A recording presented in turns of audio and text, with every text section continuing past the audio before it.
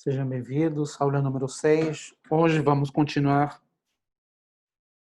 estudando os saturados, as folhas, tá? Na última aula a gente viu que a gente acabou estudando o saturado de um conjunto e a definição de variante, né? Quando esse conjunto é invariante, e vimos que isso é preservado pelas operações topológicas de interior, fecho e fronteira. Hoje vamos estudar as folhas, topologia das folhas, e para isso vamos começar estudando seções transversais, tá? Então, eu vou começar com uma variedade, uma foliação.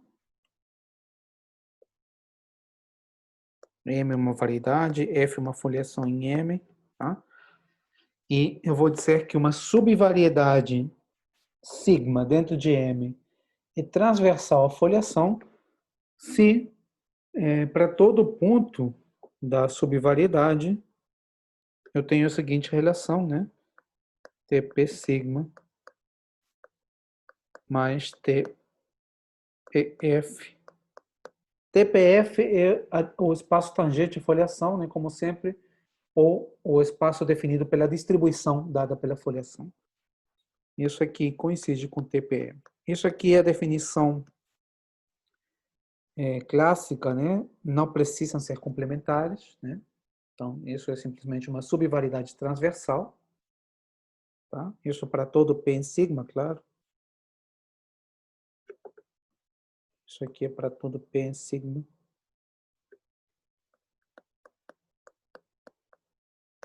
E quando eu vou ter a condição de complementariedade, ou seja, se além disso eu tenho que a soma é direta, se a dimensão de sigma mais a dimensão de f é igual à dimensão da variedade, que eu estou chamando sempre de m, né? M é a dimensão da variedade. Nesse caso, eu vou chamar sigma de seção transversal, tá? Então, nesse caso, sigma é chamada ou é dita seção transversal.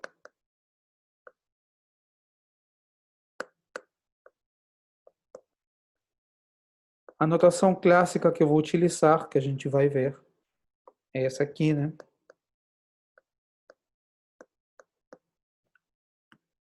Isso, em geral, vai simplesmente representar que sigma é transversal à foliação, tá?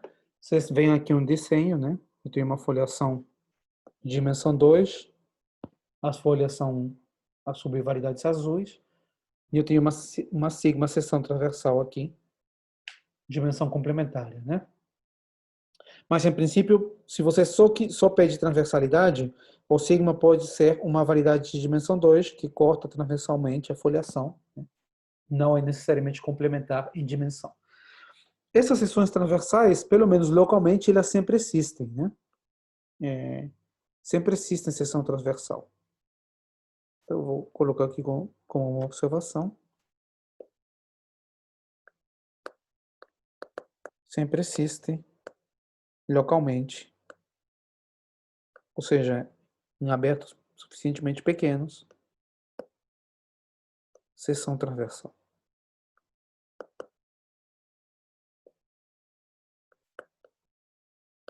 Né?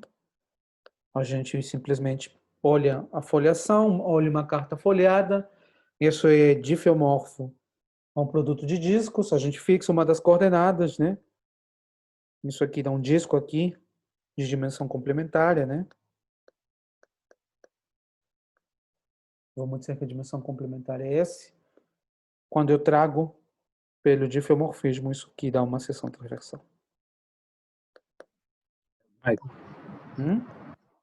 O Matheus acho que está tentando entrar na... Obrigado.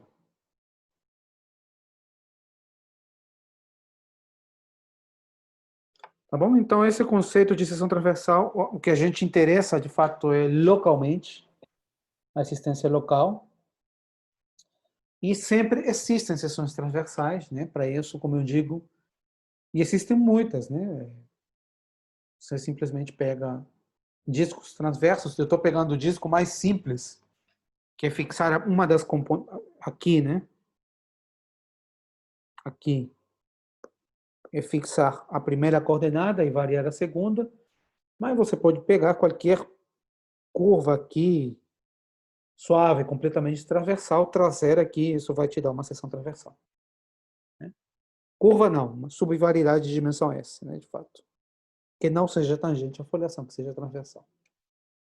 Então aqui, de fato, temos muitas seções transversais. Como eu disse, comportamento... o comportamento da foliação analisado nessas seções transversais, elas vão me dar informação sobre a foliação. Isso vai ficar claro durante a aula, espero. Tá? Então, olha só, temos esse primeiro teorema, que é o teorema de uniformidade transversal. Tá? O que esse teorema diz? Esse teorema diz que, dado uma foliação qualquer, tudo que acontece localmente, né, ao redor de um ponto de uma folha, acontece ao redor de qualquer ponto. Tá? Então, nessa direção transversal às folhas, estou falando assim.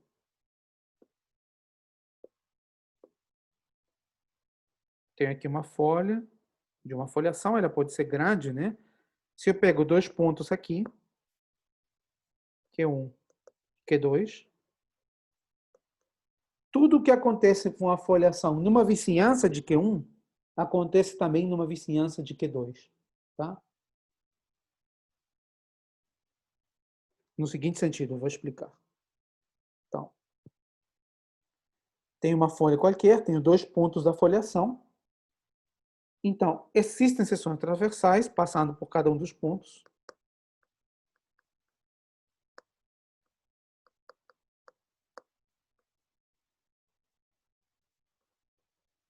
Sigma 1, seção transversal por Q1. Sigma 2, seção transversal por Q2. Seções transversais.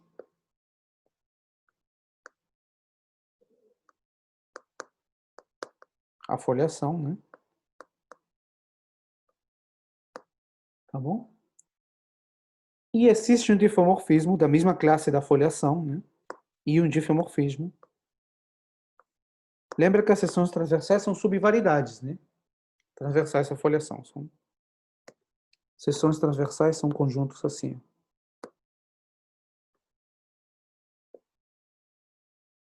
Né? E um difeomorfismo.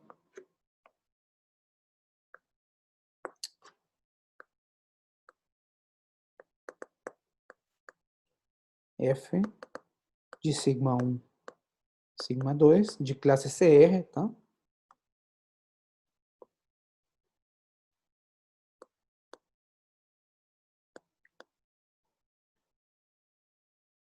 Com a seguinte propriedade. Se eu pegar qualquer folha e intersetar com sigma, qualquer folha da foliação, não necessariamente F, de qualquer folha, com sigma 1, isso dá a interseção da folha com sigma 2.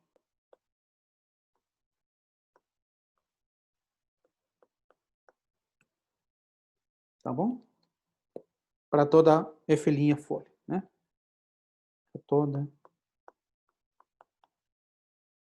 folha, claro, folha tem que ser uma folha próxima de F para poder intersetar o sigma 1 e o sigma 2, né? Sigma 1 está aqui. Esse aqui seria o sigma 1. Esse aqui seria o sigma 2. Claro, se a folha passar longe, ela não corta nenhum dos dois, e aí o conjunto é vazio em ambos os casos, né? Mas só olha, esse teorema está dizendo, por exemplo, se uma folha vai lá e bate 5 vezes em sigma 1, ela tem que bater 5 vezes em sigma 2 também. Tudo que acontecer em sigma 1, acontece em sigma 2, para qualquer par de pontos na folha, tá?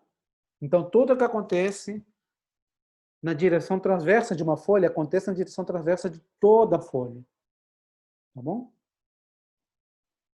Então, se alguma folha vem, por exemplo, e bate muito em sigma 1, bate muito, ela vira densa, por exemplo, ela bate num conjunto denso de pontos lá em sigma 1, quer dizer que ao redor da folha, essa folha está gerando um conjunto denso, porque isso vai acontecer em qualquer outro ponto.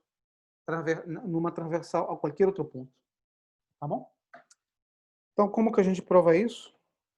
Bom, a prova é técnica, né? Mas a ideia é muito simples. Eu tenho Q1 e Q2. A folha aqui é o conjunto verde, né? Tenho Q1 e Q2, 2 pontos. Eu vou fazer a prova fazendo o desenho e tentando explicar, mas, claro, meu conselho é você sentar e escrever bem, em todos os detalhes, para verificar que tudo isso que eu estou falando agora é verdade, tá? Então, eu vou, como Q1 e Q2 estão na mesma folha, eu posso chegar de Q1 a Q2 por um caminho de placas, né? Placa significa o quê? Placa significa pequenos vizinhanças folheadas, né? E a placa é um pedaço, né? É um pedacinho de folha nessa vizinhança folhada, né? Então, eu posso cobrir aqui até chegar em Q2 por vizinhanças folhadas 1, 2, o K. Tá certo? É claro que dentro de cada vizinhança folhada é fácil você construir esse difeomorfismo, né? Esse difeomorfismo. Primeiro eu quero construir a transversal, né? Então, primeiro o que eu faço? Eu pego o Q1, né? O Q1 pela vizinhança aqui agora. Q1 pela vizinhança folhada vem num ponto aqui, feed Q1, vamos dizer. Eu posso pegar aqui a seção vertical, né? Ou seja, fixo a primeira coordenada e vario a segunda, e eu posso trazer essa seção e ela me dá uma seção vertical.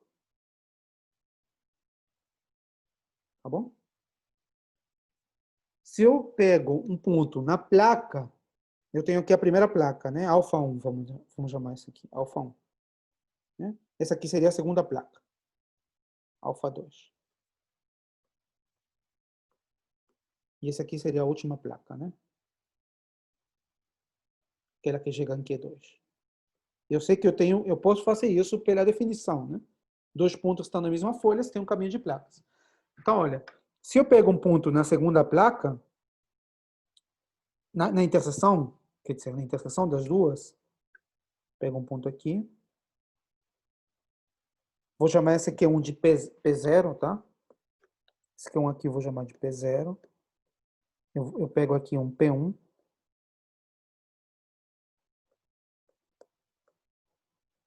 Pego um pontinho aqui, tá? Esse P1 está no primeiro aberto folheado, então ele vem aqui, né? No mesmo nível onde vem Q1, pela carta folheada Φ1. Né? Então, eu tenho aqui o ponto Φ1 de P1. P1 é um ponto na mesma placa, mas que já está no aberto Q2, tá? Já está no aberto 2, desculpa. Então, eu posso fazer a mesma coisa, eu posso pegar aqui, transversal, né? Aqui, e eu posso trazer. Vai me dar uma transversal aqui assim. Tá bom? Então, essa transversal aqui eu vou chamar de sigma 1. Deixa eu ver a anotação que eu estou usando. Desculpa, essa aqui eu chamo de D0, que é o ponto Q1 eu chamei de P0, né? Esse aqui eu chamo de D0. Tá? Esse aqui eu chamo de D1. Tá bom?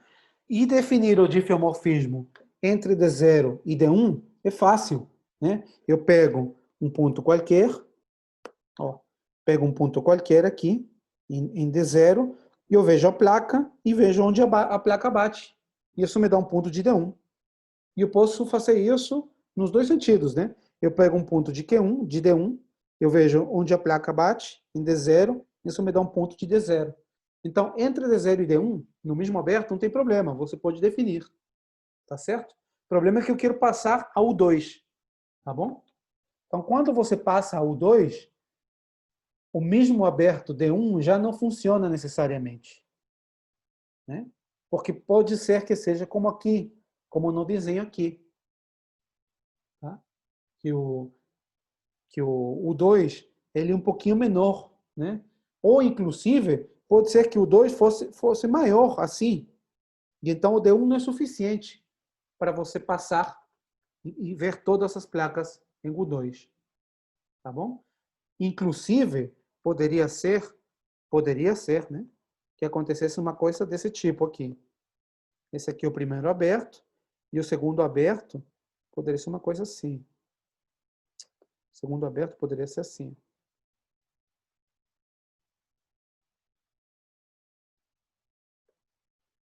Poderia ser assim, né? Então, a transversal, bom, e aqui no meio eu poderia ter outro aberto, né, para cobrir esse pedacinho. A transversal, em princípio, não funciona tão simples, né?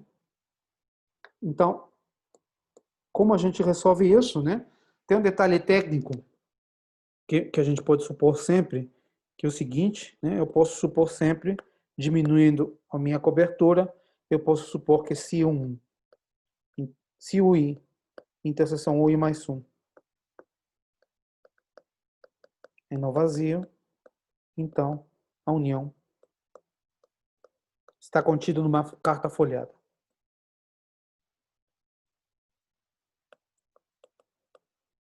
Um exercício, né, que eu deixei. Né? Então, posso com isso já evitar alguns problemas, tá? Então, isso aqui posso supor sempre. Tá bom? Mas o que de fato acontece é que eu posso diminuir meu aberto, tá? Para que isso funcione, né? Então, o que eu faço? Eu sei que o aberto, o D1 interseção U2, né? Ele vai me dar um pedaço aqui, tá bom? Então, eu não posso definir um mapa de D1 a D2, né? O que seria D2, né? Eu vou continuar aqui, isso. Eu tenho aqui a próxima carta folheada, o 3, né? E eu vou pegar aqui um ponto na interseção P2, né? E aqui eu vou pegar uma transversal. Vou fazer uma outra cor. Pegar aqui uma transversal. Tá bom? E eu quero definir, então, um mapa. Mas é claro que eu não vou poder definir, esse aqui seria o D2, né? Entre D1 e D2, né? Porque tem pontos de D1 que não vão corresponder a placas contidas em U2, por exemplo, esse ponto aqui, né? Então, o que eu tenho que fazer é diminuir meu aberto para poder fazer isso, tá? Então, eu vou fazer isso. Então, eu vou dizer assim, existe um disco, né? Então, existe um disco de dimensão S, mesma dimensão das transversais, né? Que é de dimensão S, que eu vou chamar de B1, que contém P1, e está contido dentro de D1. Né? Seria considerar aqui um disco menor,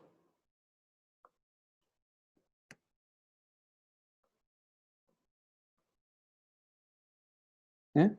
Onde eu posso fazer isso, né? Eu posso ir até um pedaço aqui ao redor de P2, né? Tá ok, então, um disco, tá ok. Cada placa de D2,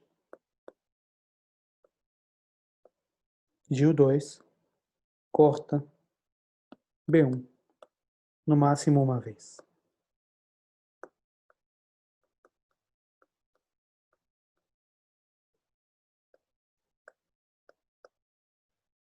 Tá bom? Então, claro, ali eu posso agora definir. Então, eu posso definir um mapa. Posso definir um mapa F1, que vai de B1 a D2, né? Que seria... O B1 seria esse disco aqui, né? Lembra que o D2 é essa transversal, e eu posso ir simplesmente por placas, né? Pego um ponto, vejo a placa de 2 que passa por esse ponto e vejo onde a placa bate nesse disco D2. Então, simplesmente pego um ponto P, pego a placa alfa 2 passando por P, corto com D2. Isso me dá um difeomorfismo num aberto contido em D2, né? Isso, claro, não vai cobrir tudo, não vai cobrir toda a transversal D2, mas vai cobrir uma pequena vizinhança de P2 nessa transversal, né? E aí eu faço isso, eu vou diminuindo um pouquinho a cada vez, como um número finito de passos, eu vou conseguir um aberto bem pequeno, mas mesmo assim vai ser um aberto, onde eu posso fazer esse trabalho continuamente, né? Então, o morfismo final vai ser uma composta, né? O F final vai ser... Eu vou primeiro pelo F0, né? Que é o primeiro, né? No primeiro aberto, que vai de D0 a D1. Depois eu vou compor com F1. Depois eu vou compor com F2, assim, até chegar no último FK-1, eu acho, né? Que vai até a transversal, até essa transversal aqui. Um pouquinho menor, talvez, né? Até uma pequena vizinhança de Q2. Tá? Mas é claro que esse mapa vai ter essa propriedade que eu quero, né? Ela leva justamente onde a folha bate numa transversal, ela leva onde essa mesma folha bate na outra, né? Então, ela preserva aqueles pontos de interseção com as folhas próximas, né? Então, esse é o mapa que eu quero. Que é 0, tá? F0. F0 é o primeiro mapa, né? F0 é o mapa que vai de D0 a D1. Tá? O problema, como eu disse, é sempre como passar de um aberto ao outro, né? O F0 é fácil, ele vai de D0 a D1. Tá?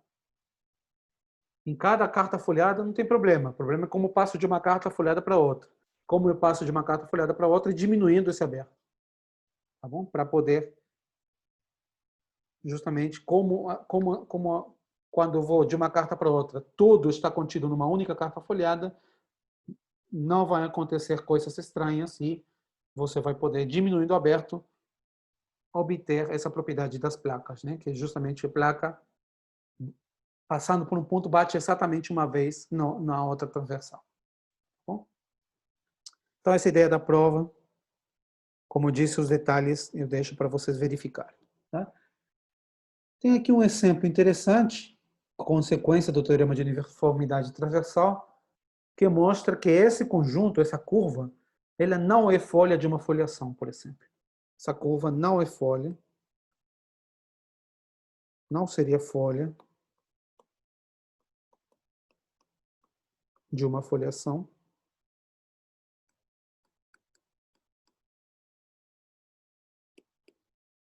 Tá? Por quê? Porque você vê que sempre quando você quer estudar a estrutura de uma foliação, o que você faz é traça isso em uma transversal. Você vê que aqui um ponto isolado, né? Ah, bom, já tem o ponto Y aqui. O Y é um ponto isolado ali.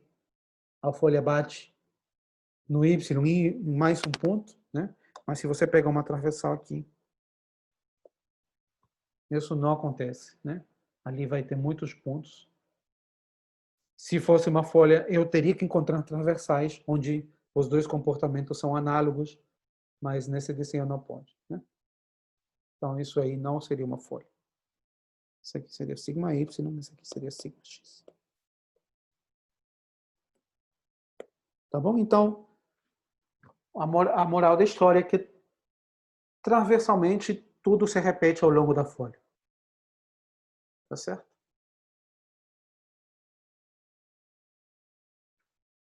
Muito bem. Então, como consequência disso, dessa filosofia, né, tem o seguinte teorema. Ele diz como é a estrutura transversal de uma foliação. Ela só pode ser de 3 tipos. Tá? Eu tenho F, uma foliação, F, uma folha, uma seção transversal que corta a folha. Então, só tem 3 possibilidades. Primeira possibilidade é que a interseção seja um conjunto discreto.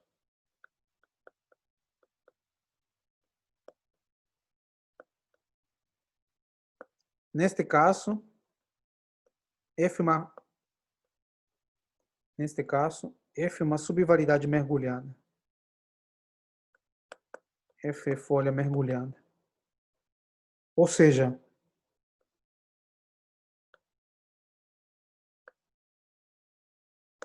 significa ser folha mergulhada, significa que a topologia intrínseca dela, dada pelas placas, coincide com a topologia induzida pela variedade.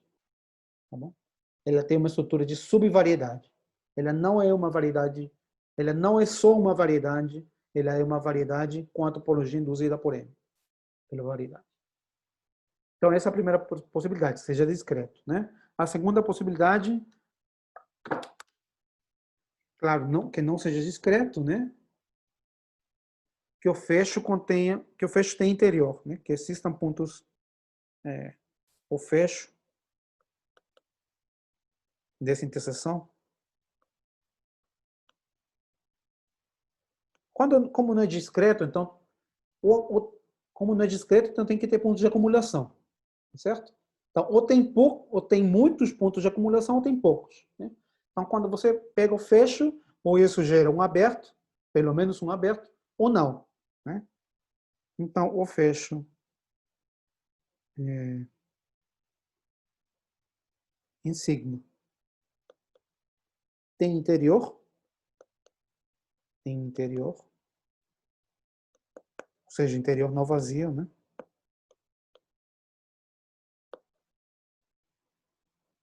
Tem interior não vazio.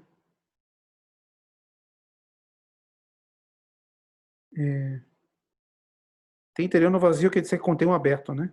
Posso dizer. Bom, tem interior no vazio, ou equivalentemente contém um aberto.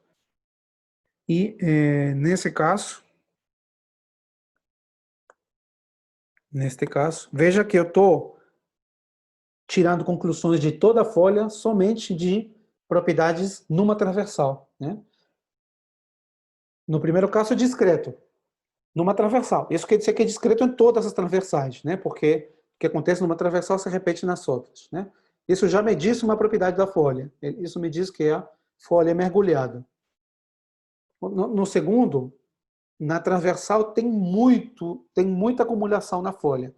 Tem tanta que o fecho tem interior, né? Por exemplo, é como se fosse um pedaço dos racionais, né? E vai lá e bate um monte de vezes. Aí quando você pega o fecho, tem um pequeno intervalo. Nesse caso, toda a folha tem um conjunto aberto no fecho. Nesse caso, o fecho da folha tem interior não vazio. Interior não vazio. Tá? E eu vou dizer que tem interior não vazio e o interior do fecho, que é a mesma coisa que o fecho menos o bordo, né? É um aberto que contém a folha.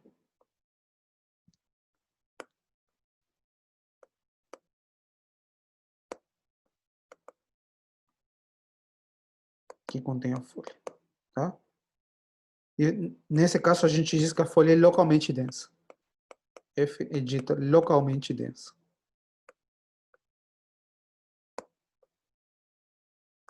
Localmente porque isso está acontecendo só ao redor da folha, né? Mais densa porque ela está gerando todo um aberto, né? Ao redor dela. Então é localmente densa. E o terceiro caso não pode ter pontos discretos, então só tem pontos de acumulação e ao mesmo tempo não tem interior. Tá? Então nesse terceiro caso, o fecho fecha um conjunto formado só por pontos de acumulação, né? Isso que a gente chama de um conjunto perfeito, com o interior no vazio.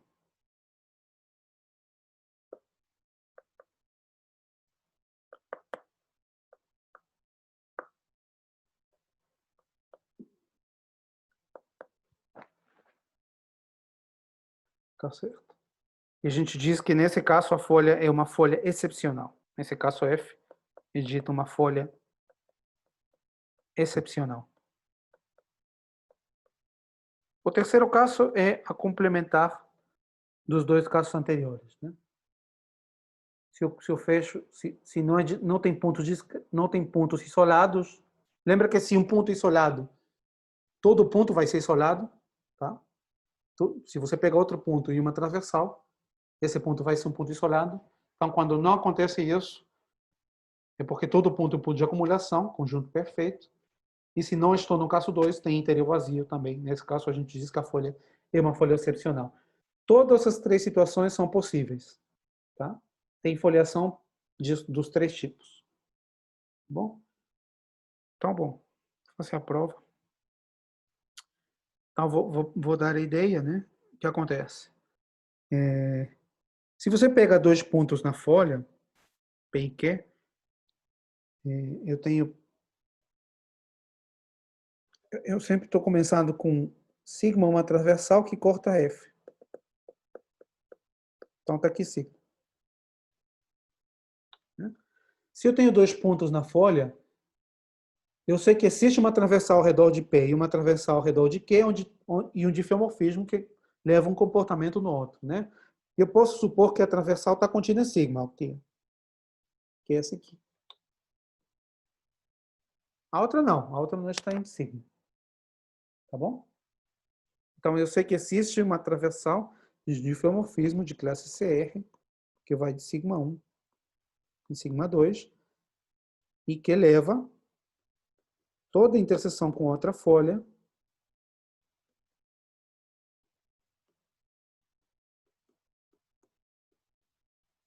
em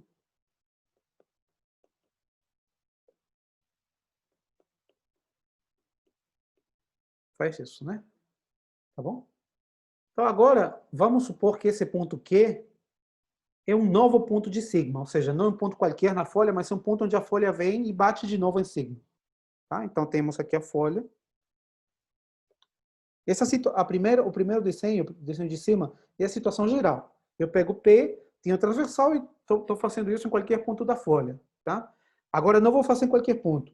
Vou fazer num ponto onde a folha bate de novo em sigma, aqui.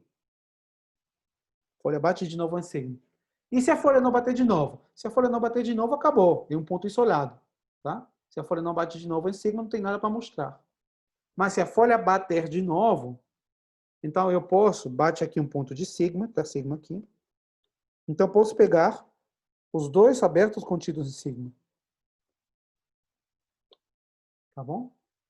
Eu estou fazendo o desenho com os abertos disjuntos, mas não necessariamente, né? Pode ser que a folha bata e bata muito próximo, cada vez mais próximo de sigma, né? De P.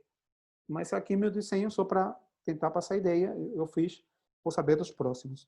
Então, o que acontece? Eu tenho a mesma coisa, né? Eu tenho F de sigma 1 em sigma 2, em particular, né? O que acontece é o F interseção sigma 1 é homeomorfo a F interseção sigma 2. Tudo que acontece em sigma 1 é levado pelo F, por esse F aqui, para sigma 2. Então, esses são homeomorfos, esses dois conjuntos, e os fechos também. Os fechos também. Pelo mesmo homeomorfismo, né?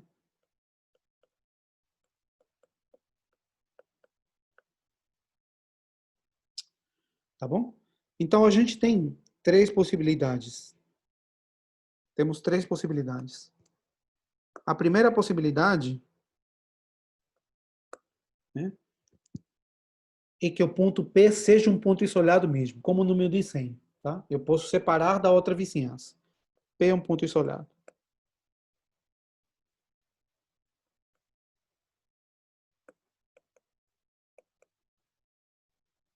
Ponto isolado da interseção.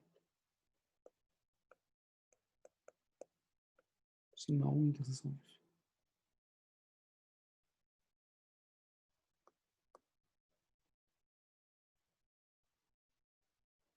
Bom. Tá? Se ele é um ponto isolado, significa que o ponto Q também seria um ponto isolado. Tá certo? Nesse caso, o conjunto é discreto. Todos os pontos seriam isolados, né? Porque são homeomorfos. Então, esse aqui é discreto. Tá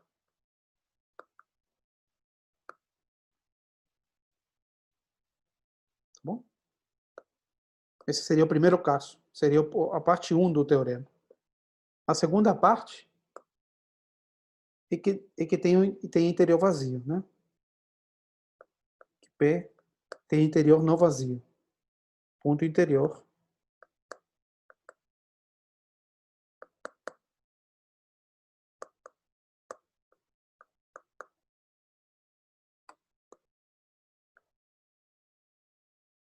Eu fecho um ciclo.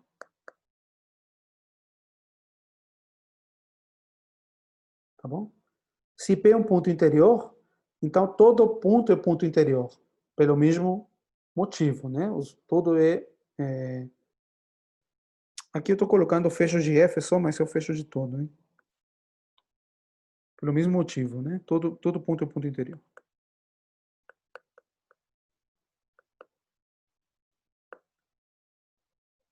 Todo ponto interior.